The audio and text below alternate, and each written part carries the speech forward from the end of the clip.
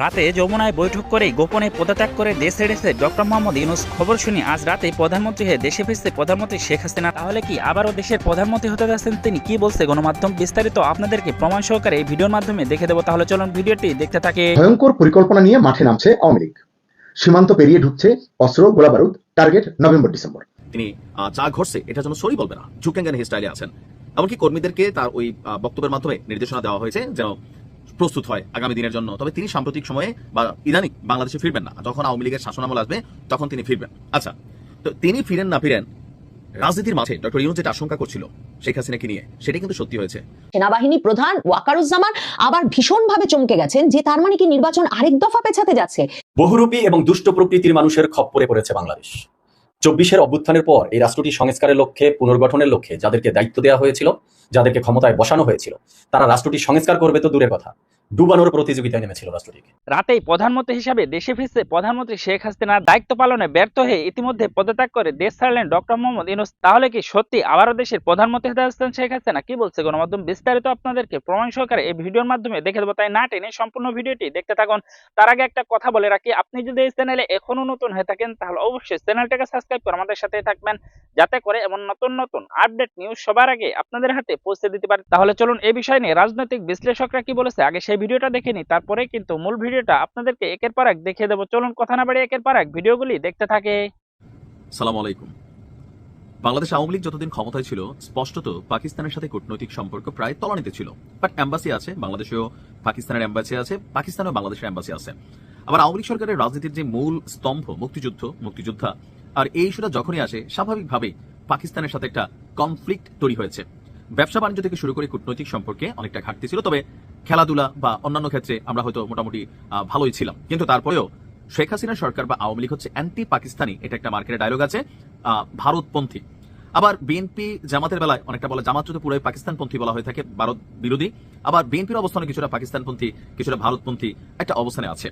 তো এই যে শেখ হাসিনার রায় হয়ে গেল আন্তর্জাতিক অপরাধ ট্রাইব্যুনালের আদালত থেকে, ওনার যে ফাঁসির রায় হলো, এই রায় নিয়ে আসলে পাকিস্তানের প্রতিক্রিয়া কি বা ভারতের প্রতিক্রিয়া কি? ভারতের রাষ্ট্র হিসাবে একটা প্রতিক্রিয়া ছিল, দল হিসাবে বা সেপারেটলি স্বতন্ত্রভাবে অনেক নেতা এমপি মন্ত্রী শেখ হাসিনার পক্ষে অবস্থান নিয়েছেন। কিন্তু পাকিস্তান আসলে কি ভাবছে আসুন দেখি। তবে মজার বিষয় হচ্ছে এই একটা জায়গায় পাকিস্তান এবং ভারত রাষ্ট্রীয়ভাবে একটা বন্ডিং এর মধ্যে চলে আসছে, দুইজনের ভাষা একই। এটা হচ্ছে কূটনৈতিক বক্তব্য, অন্তরে যাই থাকুক। যাই হোক, পাকিস্তান কি বলছে? আপনার পাকিস্তানের পররাষ্ট্র মন্ত্রণালয়ের মুখপাত্র তাহির আন্দারাবি, ওনাকে সাংবাদিকরা প্রশ্ন করেছিল যে শেখ হাসিনার ফাঁসির রায়কে পাকিস্তান কিভাবে মূল্যায়ন করছে। তো জবাবে তিনি বলছেন যে এটি বাংলাদেশের আভ্যন্তরীণ বিষয়। বাংলাদেশের জনগণ নিজেদের গণতান্ত্রিক এবং সাংবিধানিক প্রক্রিয়ার মাধ্যমে এটি সমাধান করতে সক্ষম। এটা হচ্ছে ধরি মাছ নাসুই পানি টাইপের একটা অ্যান্সার, ডিপ্লোমেটিক ভাষা। যে আমরা কি রাগ বা আমরা খুশি বা আমাদের এখানে কোনো মন্তব্য আছে না, ভাষাগুলো কি দিচ্ছে যে এটা বাংলাদেশের আভ্যন্তরীণ বিষয়, এটা রাষ্ট্রের সিস্টেমের মধ্যে এদের যারা শাসন করে বা এই দেশের আইন আদালত সেটা ফয়সালা করবে। আর বাংলাদেশের জনগণ নিজেদের গণতান্ত্রিক সাংবিধানিক প্রক্রিয়ার মাধ্যমে এটি সমাধান করতে সক্ষম। কথার অর্থ নিশ্চয়ই বুঝতে পারছেন। এরপরে আপনার ভারতের বিষয়টা একটু আপনাদের সামনে নিয়ে আসি। বাংলাদেশের এই পররাষ্ট্র মন্ত্রণালয়ের বিবৃতি ছিল যে বর্তমান চুক্তি অনুযায়ী তাকে ফেরত পাঠানো ভারতের দায়িত্ব। কিন্তু আমরা জানি এই যে বন্দি বিনিময়ের যে প্রত্যর্পণ চুক্তি, সেখানে একটা গ্যাপ আছে। সেই গ্যাপটা নিয়ে আমি একটা ভিডিও দিছি যে কেন ভারত থেকে শেখ হাসিনাকে আসলে আনা সম্ভব না, অথবা এই চুক্তির আওতায় ভারত থেকে ওনাকে আনা যাবে না। অ্যাডভোকেট শিশির মনির, জামাতের স্বনামধন্য অ্যাডভোকেট, তিনি একটা বক্তব্য দিয়েছেন, ওই ভিডিওটা দেখে নেবেন। এখন দেখেন, ভারতও সেম, যখন ভারতের পররাষ্ট্র মন্ত্রণালয়ে এই প্রশ্ন তোলা হয়েছিল রণধীর জয়সওয়ালকে যে আপনারা কিভাবে দেখছেন শেখ হাসিনা তো ভারতের মিত্র ছিল বা এতটুকু কানেক্টিভিটি, অথবা তিনি খুব ভারতে আছেন, তখনও তারা বলছেন তারা বাংলাদেশের জনগণের শান্তি, গণতন্ত্র, অন্তর্ভুক্তি এবং স্থিতিশীলতার স্বার্থে কাজ করবে। এই সব বিষয়ে পক্ষের সঙ্গে গঠনমূলক সংলাপে থাকবে। আর এটাও বাংলাদেশের আভ্যন্তরীণ বিষয়, জনগণের বিষয়। এই বিষয়ে ভারত আসলে কোনো ধরনের হস্তক্ষেপ করবে না। পাকিস্তানের বক্তব্য তারা বাংলাদেশের আভ্যন্তরীণ বিষয়ে হস্তক্ষেপ করবে না। এখন কূটনৈতিক যে ভাষাগুলো সেগুলো কিন্তু এমনই হয়, যেমন ধরেন প্রত্যেকটা রাষ্ট্রের একটা নিজস্ব সিস্টেম আছে। এই সিস্টেমের মধ্যে অন্য দেশ যদি এসে কোনো মন্তব্য করে তখন হচ্ছে ঝামেলা হয়। তাহলে ইউরোপীয় ইউনিয়নের যে 5টি সংস্থা আলাদা, রাষ্ট্রের হিসাব আলাদা। সংস্থা একটা ব্যক্তি, একটা প্রতিষ্ঠান, একটা অর্গানাইজেশন, তারা যে কোনো একটা বিবৃতি দিতে পারে। যেমন অ্যামনেস্টি ইন্টারন্যাশনাল দিয়েছে, জাতিসংঘ এটার ভালো মন্দ ফাঁসির বিরুদ্ধে তারা তাদের অবস্থান নিয়েছে, শাস্তি হওয়া উচিত, ফাঁসিটা অমানবিক, এরকম নানান। ইউরোপীয় 5টি কমিশন তারা মনে করছে যে এটা আসলে উচিত হয় নাই। মানে সবকিছু মিলিয়ে ডিপ্লোমেটিক ভাষাগুলো এমনই হয়। অর্থাৎ এক্ষেত্রে ভারত এবং পাকিস্তান কেউই নাক গলাবে না, কারণ কোনো দেশের রাজনীতিতে কখন যে ঝড় ওঠে সেটা বোঝার সুযোগ নাই, আর সেই ঝড়ে কোনো মন্তব্য অথবা কোনো অবস্থান নিলে পরবর্তী সরকারের সাথে সেই রাষ্ট্রের সম্পর্ক খারাপ হয়। ডক্টর ইউনূস জানেন, তার রাজনৈতিক মিত্ররা জানে, তার যেসব রাজনৈতিক মিত্রদের শক্তিতে তিনি ভাবছেন এই মাসনাদ তিনি দীর্ঘ সময় ধরে রাখতে পারবেন, তিনি জানেন আওয়ামী লীগ সুসংগঠিত হয়ে সর্বশক্তি নিয়ে যেদিন পথে নামবে সেদিন যমুনা কেঁপে উঠবে, সেদিন সত্যি যমুনায় আর নিরাপদে থাকা চলবে না। শেখ হাসিনা তার নেতাকর্মী সমর্থকদের সঙ্গে সাম্প্রতিক বক্তব্যে এই কথাটাই বলেছেন। তিনি বলেছেন, মন খারাপ করে থাকলে চলবে না, ভয়কে জয় করতে হবে। বাংলাদেশে আন্তর্জাতিক অপরাধ ট্রাইব্যুনালে শেখ হাসিনার মৃত্যুদণ্ডের রায় হওয়ার পর থেকেই সংবাদ মাধ্যমগুলোতে, প্রিন্ট এবং ইলেকট্রনিক সংবাদ মাধ্যম, টেলিভিশনের টক শো, সংবাদ মাধ্যমের বিশ্লেষণ, সবকিছুতেই শেখ হাসিনা কি আর কোনোদিন ফিরতে পারবেন, এর মাধ্যমেই শেখ হাসিনার রাজনৈতিক জীবন কি শেষ হতে চলল, শেখ হাসিনা যেহেতু আর ফিরতে পারছেন না, আওয়ামী লীগ কি আর কোনোদিন রাজনীতিতে ফিরতে পারবে, এই আলোচনাগুলো মুখ্য হয়ে উঠেছে। এবং নিশ্চয়ই আকেলমান্দ মানুষের বুঝতে অসুবিধা হয় না যে ওসব আলোচনাতেও কারো পক্ষে সাহস করে এমন কথা বিড়বিড় করে উচ্চারণ করা সম্ভব নয় যে শেখ হাসিনা এবং আওয়ামী লীগের রাজনীতি বাংলাদেশে নিঃশেষ করে দেওয়া এত সহজ কিনা সেই প্রসঙ্গটিও ভাবা দরকার। কারণ আপনারা নিশ্চয়ই জানেন যে শেখ হাসিনার রায় ঘোষণার পরেও 1000 জন বিশ্ববিদ্যালয়, নানা বিশ্ববিদ্যালয়ের শিক্ষক বিবৃতি দেওয়ার পর যেসব শিক্ষক বিবৃতি দিয়েছেন তাদেরকে নির্মূল করে ছাড়বার ঘোষণা দিয়েছে ডাকসুতে ঢাকা বিশ্ববিদ্যালয় ছাত্র সংসদে বিজয়ী ছাত্র শিবিরের নেতৃবৃন্দ। এমনকি ঢাকা বিশ্ববিদ্যালয়ের এক ডেপুটি রেজিস্ট্রার, তিনি নাকি আগে ছাত্রলীগের রাজনীতি করতেন, তিনি আই ডোন্ট কেয়ার লিখে এক ফটো কার্ড দেওয়ার পর তাকে মপ করে বাসা থেকে ধরে নিয়ে গিয়ে পুলিশে দিয়ে দেওয়া হয়েছে। এমন অবস্থায় প্রাণ ভয়ে কেউ যে টেলিভিশন স্টুডিওতে বা পত্রিকার সামনে পত্রিকা মন্তব্য চাইলে নাম ছবি প্রকাশ করে বা পরিচয় প্রকাশ করে এমন দুঃসাহস করবেন না যে হ্যাঁ, মৃত্যুদণ্ডের রায় হয়ে যাওয়ার পরেও আওয়ামী লীগের রাজনীতি শেখ হাসিনার রাজনীতিকে নিঃশেষ করে দেওয়া সহজ নয়, কিংবা এই কথা যে বলার সাহস করবেন না যে একটা বিরাট অংশের মানুষ এই আদালতকে ক্যাঙ্গারু কোর্ট বলে মনে করে, ঠিক যেমনটা শেখ হাসিনা আন্তর্জাতিক সংবাদ মাধ্যমগুলোর সঙ্গে সাক্ষাৎকারকারী বলেছেন, ঠিক এই আদালতটিকে একটা বিরাট অংশের মানুষ রাজনৈতিক উদ্দেশ্য প্রণোদিত এবং 1971 সালের যুদ্ধাপরাধের বিচারের প্রতিশোধমূলক আদালত বলে মনে করে এবং সেই বিচার মনে করে। কাজেই রাজনৈতিক পালাবদলে অনেক কিছুই ঘটে যেতে পারে। ঠিক যেমন যুদ্ধাপরাধের দায়ে মৃত্যুদণ্ডের আসামি এমনকি আপিল রিভিউ শেষ হয়ে যাওয়ার পর এটিএম আজহার রাজনৈতিক পালাবদলে মুক্তি পেয়ে যান, ঠিক তেমনি এই দণ্ড অর্থহীন হয়ে পড়তে পারে যে কোনো রাজনৈতিক পালা বদলে। এতটুকু বলবার সাহস কেউ করছেন না, এমনকি এ কথা বলবার সাহস কেউ করছেন না যে শেখ হাসিনা এবং আওয়ামী লীগ 1975 সালে বঙ্গবন্ধুকে সপরিবারে হত্যা করবার পর এবং বঙ্গবন্ধুর শীর্ষ সহচরদের, আওয়ামী লীগের শীর্ষ নেতৃবৃন্দকে জেলে নিয়ে বাড়িতে গিয়ে হত্যা করবার পরেও আওয়ামী লীগ উঠে দাঁড়িয়েছিল, কারণ আওয়ামী লীগের রাজনীতির ভিত্তিটা সমাজের এত গভীরে প্রথিত।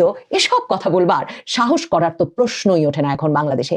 এই অবস্থায় শেখ হাসিনা আর আওয়ামী লীগ ফিরবে কিনা, শেখ হাসিনা আর আওয়ামী লীগ ফিরবেই না, ব্যাট হাতে স্টাম্প হাতে যারা আওয়ামী লীগ বেরোলে পেটাবেন বলে রাজপথ প্রহরা দিচ্ছেন, তারা গলা ফুলিয়ে এসব কথা জোর জবরদস্তিতে কিছুতেই আর বাংলাদেশে আওয়ামী লীগ ফিরবে না, শেখ হাসিনা ফিরবে না, আপনাদের আপা ফিরবে না যখন বলে বেড়াচ্ছেন, তখন শেখ হাসিনা দৃঢ় প্রতিজ্ঞ যে তিনি বাংলাদেশে ফিরবেনই এবং তিনি নেতা কর্মী সমর্থকদের আশ্বস্ত করে বলছেন যে মন খারাপ করবার কিছু নেই এবং তার চেয়েও গুরুত্বপূর্ণ ভয়কে জয় করা, যে ভয়ের রাজত্ব বাংলাদেশে কায়েম হয়েছে। যে ভয়ের রাজত্বের কথা বললাম, যে আপনি আই ডোন্ট কেয়ার ফেসবুকে লিখতে পারবেন না, আপনি বলতে পারবেন না যে আওয়ামী লীগের রাজনীতি নিঃশেষ করে দেওয়া এত সহজ না, আওয়ামী লীগ সমর্থকদের নির্মূল করে দেওয়া এত সহজ না, তার অর্থ কোটি কোটি মানুষের প্রাণ সংহার করা। এই কথাটুকু বলবার মতো স্পেস যেই দেশে রাষ্ট্রে সমাজে নাই, সেই দেশে রাষ্ট্রের সমাজে এখন সবচেয়ে গুরুত্বপূর্ণ ভয়কে জয় করা এবং ভয়ের এই বাতাবরণ, ভয়ের যে রাজত্ব এরা কায়েম করেছে, সেই রাজত্ব ভয় যদি মানুষ কাটিয়ে উঠতে পারে তাহলেই সেই মসনাদ কেঁপে যাবে। সেটাই শেখ হাসিনা এখন গুরুত্বের সঙ্গে তার নেতা কর্মী সমর্থকদের বলছেন। শেখ হাসিনার কথা নিয়েও ভয়টা কত চূড়ান্ত পর্যায়ে গেছে, মানে ডক্টর ইউনূস তো প্রধানমন্ত্রী মোদী সহ আন্তর্জাতিক সংবাদ মাধ্যমে যখনই সাক্ষাৎকার দিয়েছেন তখনই এটাকে সবচেয়ে গুরুতর সমস্যা বাংলাদেশের বলে অভিহিত করার চেষ্টা করেছেন এবং কোথাও পাত্তা পান নাই। কারণ একজন কথা বলছেন আরেক দেশে বসে এই সোশ্যাল মিডিয়ার যুগে, ফ্রি মিডিয়ার যুগে, আর তাতে বাংলাদেশের সকল আইন শৃঙ্খলা পরিস্থিতি ভেঙে পড়ছে, এমন মানে উদ্ভট যুক্তিতে কেউ কর্ণপাত না করলেও বাংলাদেশে এই যুক্তিটা প্রতিষ্ঠা করতে করতে এখন রায়ের পর সরকারের ভয় আরো তুঙ্গে উঠেছে।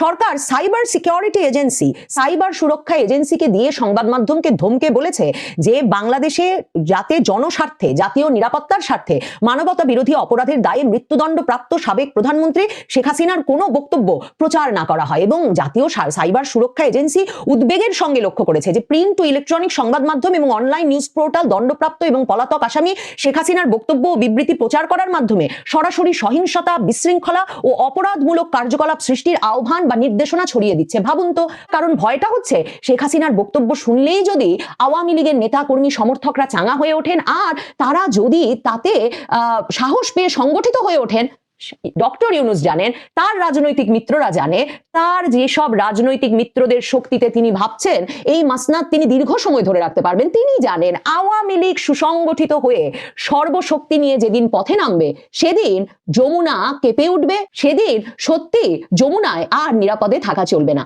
শেখ হাসিনা তার নেতাকর্মী সমর্থকদের সঙ্গে সাম্প্রতিক বক্তব্যে এই কথাটাই বলেছেন। তিনি বলেছেন, মন খারাপ করে থাকলে চলবে না, ভয়কে জয় করতে হবে। আমাদের নেতাকর্মী অনেকের খুব মন খারাপ। আমি একটা কথা বলবো যে মন খারাপ করার কিছু নেই, রাজনীতিতে এরকম সময় আসে। আর ওরা কারা যে মৃত্যুদণ্ড দেয়, ওরা তো অবৈধভাবে ক্ষমতা দখলকারী। একটা কথা মনে রাখতে হবে, যেটা বাস্তব, সেটা হলো যারা অবৈধভাবে সন্ত্রাসী, জঙ্গি এবং খুনি এদেরকে নির্ভর করে, এদেরকে সঙ্গে নিয়ে যারা ক্ষমতা দখল করে, অর্থাৎ সন্ত্রাসের উপর নির্ভরশীল হয়ে যারা ক্ষমতা দখল করে, এরা কিন্তু সবসময় নিজেরাই ভীত থাকে, কিন্তু তারা অন্যকে ভয় দিয়ে, মানে বলতে গেলে ভয়ের রাজত্ব কায়েম করে, একটা ভীত সন্ত্রস্ত অবস্থা সৃষ্টি করে তারা তাদের ক্ষমতাকে ধরে রাখার চেষ্টা করে। কারণ তারা মনে করে তাদের যেহেতু জনসমর্থন নাই, একটা চক্রান্তের মধ্য দিয়ে আসে, ষড়যন্ত্র করে আসে, অবৈধ অর্থ বিলিয়ে আসে, সেই কারণেই এরা একটা ভীতিকর পরিস্থিতি সৃষ্টি করে। কারণ এদের মনের ভিতরে ভয় থাকে, দুর্বলতা থাকে, সেই জন্য বাইরে সেটা ওইভাবেই প্রকাশ করে যে তারা সকলের উপর একটা ভয় ভীতি দিয়ে তারপর তারা ক্ষমতাকে মনে করে যে এটাই টিকে থাকার একমাত্র উপায়। আর ক্ষমতার মসনদ টিকে রাখার জন্য তারা এই অবস্থাটা সৃষ্টি করে।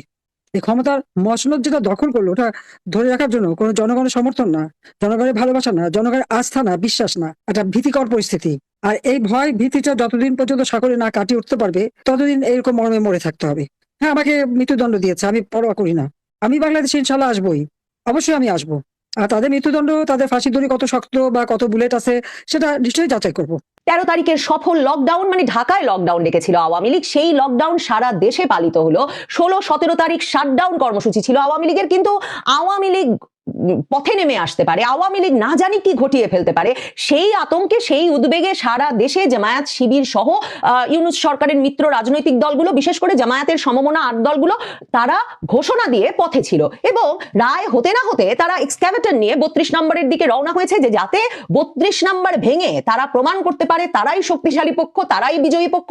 কারণ আওয়ামী লীগ পেটাবে, আওয়ামী লীগের সঙ্গে সরাসরি সংঘর্ষে জড়াবে, দেশে একটা সহিংসতা চূড়ান্ত পর্যায়ে নিয়ে যাবে, গৃহযুদ্ধ বাঁধিয়ে দেবে।